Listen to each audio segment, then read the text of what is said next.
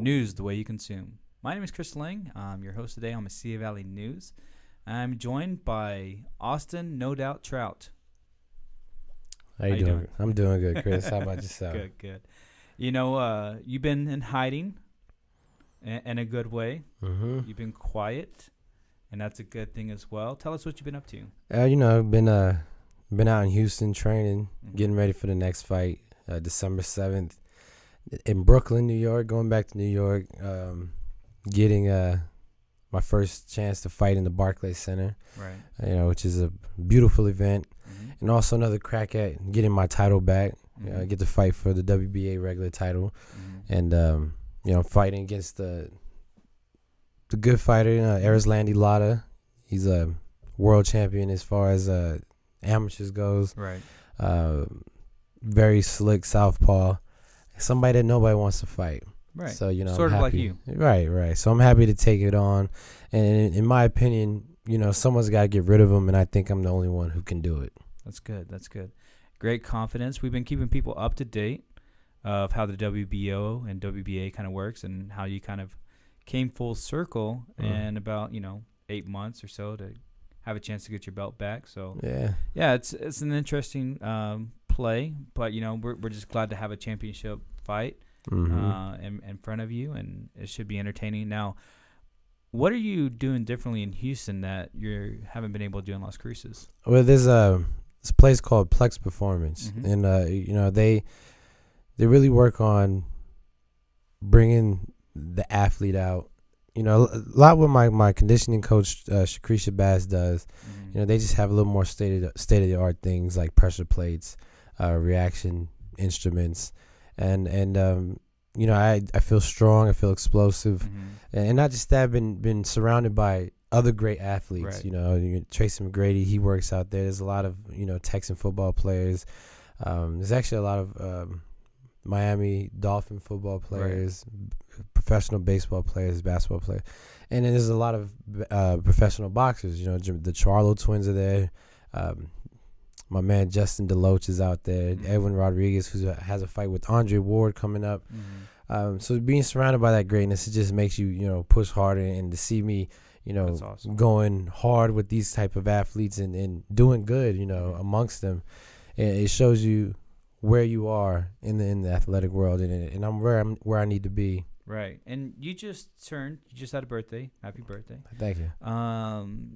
In September, but you're now 28, correct? 28 is kind of a magical number for a lot of athletes. Michael Jordan, LeBron James, they all kind of start peaking around age 28. Do you feel like you're hitting that peak? You've been fighting on raw talent, and now you're really trying to get the most out of what you are. And yeah, I do feel like I'm feeling stronger. I'm feeling faster. I would like to think that my peak would be at 36, like Hopkins, but I do feel stronger. And I think I'm feeling a little more dense and strong, and mentally more mature, which is very important in this game. So, I hope I'm not peaking out yet. I hope there's a lot more to get. There's a lot better to get, but I guess I would say it's the beginning of a peak. I'm starting to rise. It definitely is. Like, Jordan won like 6 more, championships, and he won 6 overall in that kind of like 28 to 32, 33 span. So yeah, hopefully you're at the beginning of that. What do you feel you're doing differently for this fight than you did for the Canelo fight as far as preparation?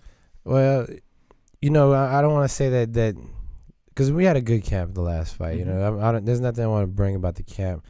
It's just a different look, a new look. I'm getting a different perspective.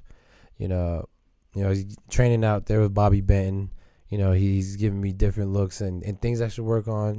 Not that Louis didn't see, because Louis said the same thing. It's just, when it comes from a different person's mouth, sometimes you take it in more. Right. Like when I talk to kids, I tell them, like, your mother's going to tell you, eat your vegetables and drink your water. Right.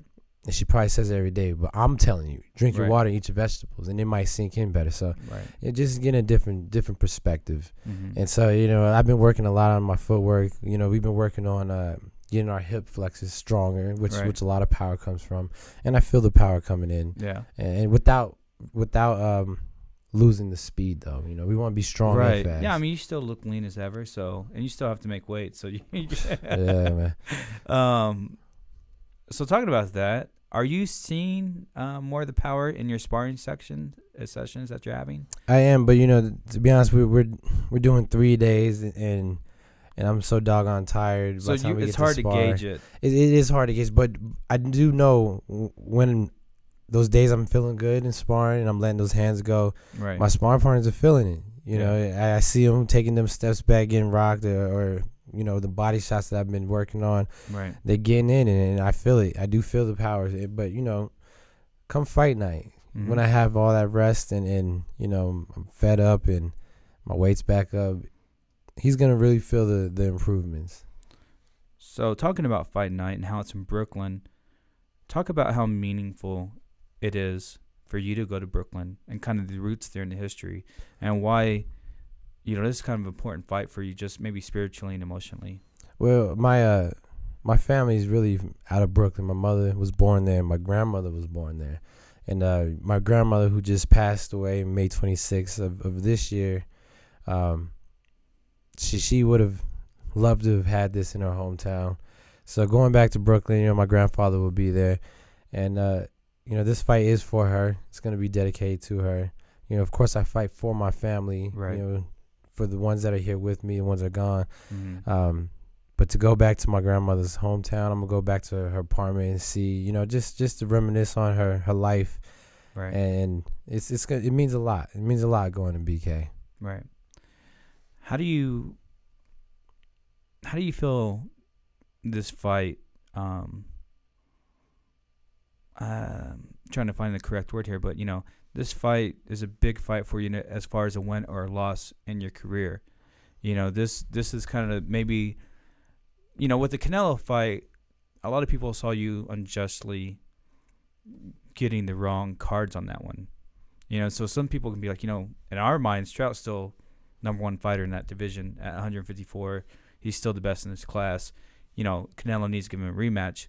But with this fight, you know, on paper, just a win or loss, it can kind of put you in either direction. Do you feel the same way about that? I do. You know, I look at it like this. I'm coming back from a tough fight with one of the top fighters. Right. You know, and it was a loss, unfortunately. Right.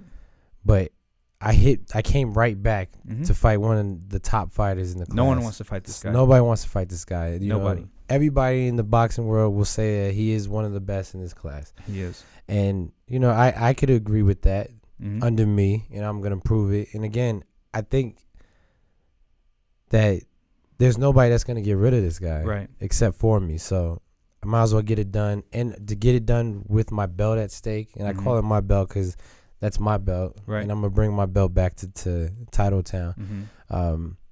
I think that'd be in good fashion. I mean, you can't take – if nothing else, you got to respect, you know, the girth I have.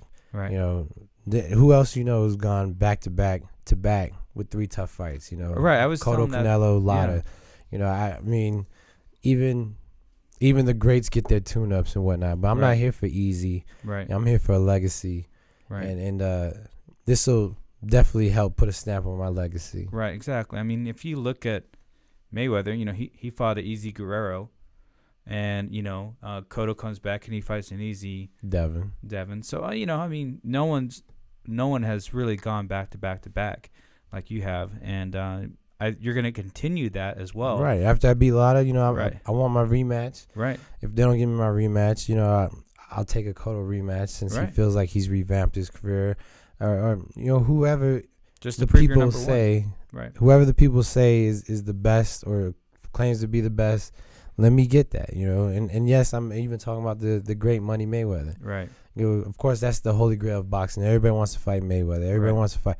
And in a sense, I love to fight Mayweather if the public feels I deserve it. Would you fight him at a catchweight at 152? Sure. Why not? I can make that. Yeah. And I can make that without being drained either. Good. So really just any kind of last shout-outs for Las Cruces, because, you know, everyone misses you here in town. Everyone misses Austin walking the streets. So. Hey, shout out to Cruces as a whole. You know, I miss the city. I came back for Halloween to kick it with my kids, so I gotta definitely shout out to Elijah, Charlotte, Kyra, my wife Taylor. I thank you guys for the support. You know, we don't have fan clubs. You know, we don't have big machines behind us to get fans. So every fan that I have has been organic, and so I love you guys. And I wouldn't be where I was if it wasn't for y'all. All right, no, that's awesome. And maybe the next fight or two we could bring to the Pan Am. You know, I get my belt back, defend it on a major card, and maybe Cruces will be ready to fill out the Pan Am. That'd be awesome. I don't know. We'll see. That'd be great. Thank you so much for coming on today. Thanks, Chris.